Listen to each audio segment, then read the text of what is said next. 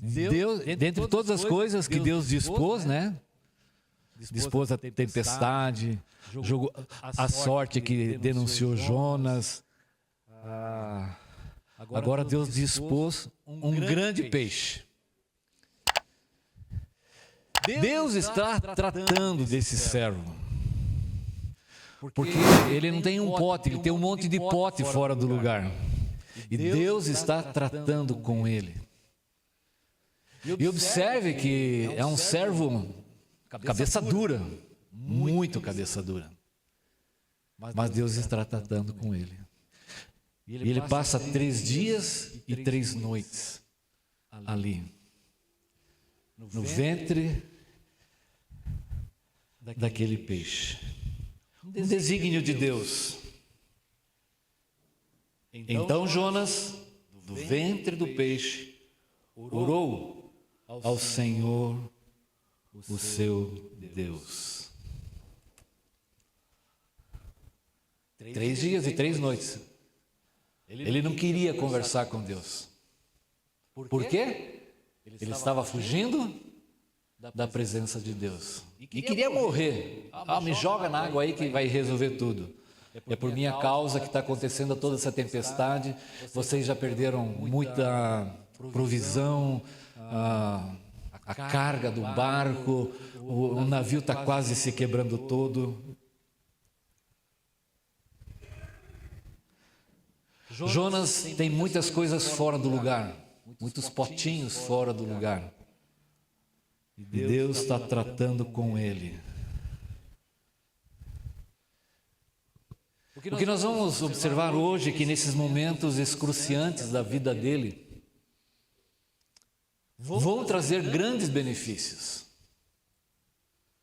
São esses momentos de grande aflição, de dor, de sofrimento, às vezes de fúria, de raiva, vão trazer grandes recompensas ou consequências para a nossa vida.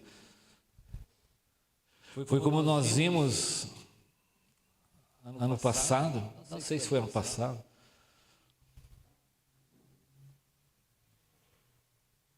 porque a nossa leve e momentânea tribulação produz para nós eterno peso de glória acima de toda comparação, não atentando nas coisas que se veem, mas nas que não se veem, porque as que se veem são temporais e as que não se veem são eternas.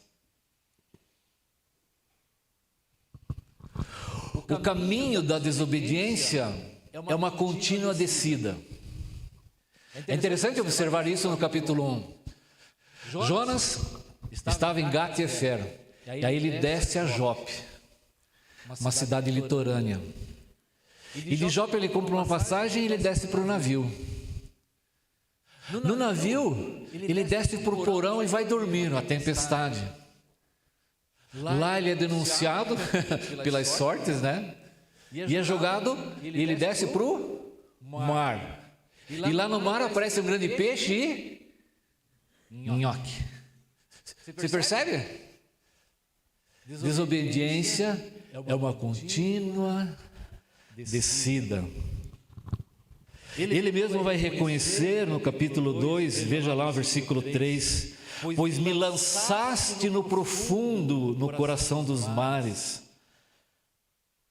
Versículo 4, lançado estou dos teus olhos.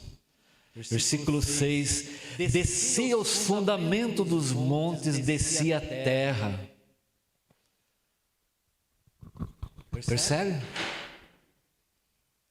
Lançado da presença de Deus. Quando ele recebe a ordem para ir pregar em Nínive, ele se levanta e o que ele faz? Ele foge da presença de Deus. Agora em sua oração, ele reconhece: eu fui lançado da presença de Deus. Grande rebeldia, grande tratamento. Cirurgia dura e muitas vezes sem anestesia. Ele tinha falhas terríveis no seu caráter. Os potes estavam todos fora do lugar. O coração dele estava fora do lugar. Os seus pensamentos, os seus paradigmas estavam fora do lugar. Ele foi levado ao fim de si mesmo. Versículo 7, quando dentro de mim desfalecia a minha alma, então me lembrei de Yahvé, do Senhor. Esse parece ser uma constante ao longo da história de como Deus age na vida das pessoas. Jacó, por exemplo, ele não era flor que se cheirasse. E a Bíblia conta como ele foi, ele queria casar com uma menina lá, de Labão, e casou com outra. Ele trabalhava para o sogro dele. Cuidado se você trabalha para o seu sogro, né? E ele falou assim, você mudou o meu salário umas 10 vezes. E ele serviu ainda ao seu sogro, mais 7 anos, né? Foi isso? Mais 7 anos pela menina que ele amava. Trabalhou 14 anos. Viu, Lucão? Você foi fácil. Não precisou trabalhar tanto.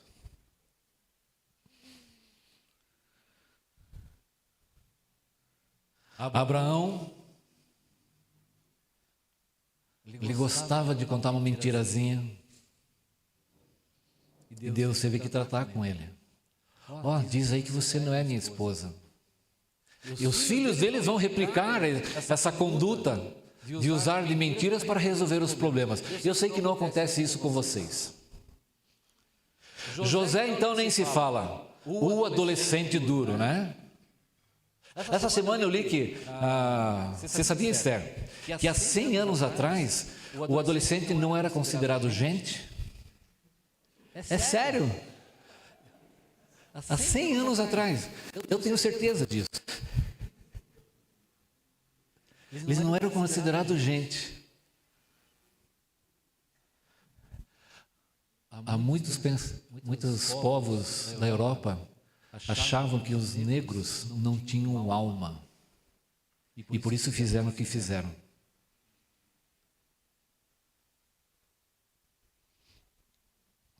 José teve que ser tratado de um adolescente muito orgulhoso e sofreu.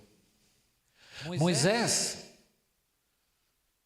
aos 40 anos, ele pensava que podia libertar o seu povo. Mata um egípcio. E ele tem que fugir para o deserto, onde ele passa mais 40 anos. E aos 80 anos, Deus chama ele. Príncipe, pastor, para se tornar um peregrino líder de uma nação que foi resgatado do Egito. Deus teve, e a Bíblia diz que daquele homem que era um assassino, lá em Números 14 diz, ele era o homem mais manso que havia sobre a face da terra. Davi, quanto tempo no deserto, nas cavernas, fugindo, quando teve a oportunidade de matar aquele que o perseguia, não o fez. Pedro, que sequer pôde suportar o olhar do seu Senhor e fugiu para chorar amargamente. Elias fugiu de uma mulher que o ameaçou, foi para o fundo da caverna e lá pediu, Senhor, me mata. Eles passaram por fracassos, desertos, provações, sofrimentos, antes de se tornarem pessoas provadas e aprovadas para os propósitos de Deus.